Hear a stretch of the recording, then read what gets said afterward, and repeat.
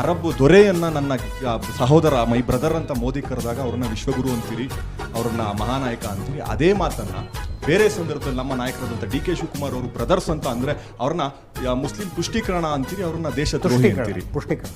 ತುಷ್ಟೀಕರಣ ಆ ವ್ಯಕ್ತಿಯನ್ನು D K ಶಿವಕುಮಾರ್ನ ದೂಷಿಸ್ತೀರಿ. ரொம்ப தூரம் போயிட்டார். ಅವರು ಎಷ್ಟರ ಮಟ್ಟಿಗೆ ನಮ್ಮ ಬಗ್ಗೆ ತಿಳ್ಕೊಂಡಿದ್ದಾರೆ, ನಾವು ಅಷ್ಟರ ಮಟ್ಟಿಗೆ ಅವ್ರನ್ನ ತಿಳ್ಕೊಂಡಿದ್ದೀವಿ.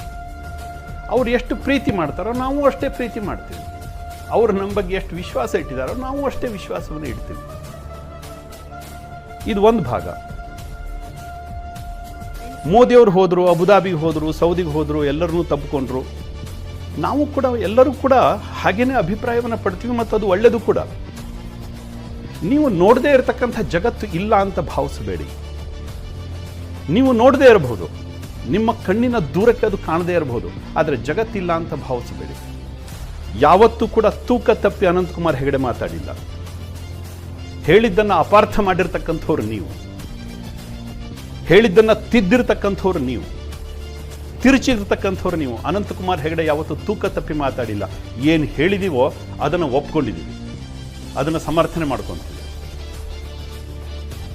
ಮುಸಲ್ಮಾನರನ್ನು ಈ ದೇಶದಿಂದ ಓಡಿಸಿ ಅಂತ ನಾವು ಯಾವತ್ತೂ ಕೂಡ ಹೇಳಿಲ್ಲ. ಆದರೆ ಈ ನೆಲಕ್ಕೆ, ಈ ಧರ್ಮಕ್ಕೆ, ಇಲ್ಲಿನ ಸಂಸ್ಕೃತಿಗೆ ಗೌರವ ಕೊಟ್ಟು ಬದುಕಿ ಅಂತ ಹೇಳಿದ್ದೀವಿ. ಬದುಕೋ ಇಷ್ಟ ಇಲ್ಲ ಅಂತಂದರೆ ಅದು ನಿಮ್ಮ ಇದು ಅದು. ಆದರೆ ನಾವು ಅಪೇಕ್ಷೆ ಪಡ್ತೀವಿ, ಈ ಧರ್ಮ, ಈ ಸಂಸ್ಕೃತಿ, ಈ ನೆಲ, ಈ ಇತಿಹಾಸ ಇಲ್ಲಿದ್ದೀರಿ, ಇಲ್ಲಿ ಅನ್ನ ಊಟ ಮಾಡಿದ್ದೀರಿ ಅಂತಂದ್ರೆ ಇಲ್ಲಿ ಗೌರವ ಕೊಡಿ. ಇಲ್ಲಿ ಕೂತ್ಕೊಂಡು ಪಾಕಿಸ್ತಾನ ಜಿಂದಾಬಾದ್ ಯಾಕೆ ಹೇಳ್ತೀರಿ? ಇಲ್ಲಿ ಕೂತ್ಕೊಂಡು ರೋಮ್ನಲ್ಲಿರ್ತಕ್ಕಂಥ ಇದನ್ನು ಯಾಕೆ ಜೈಕಾರ ಹಾಕ್ತೀರಿ?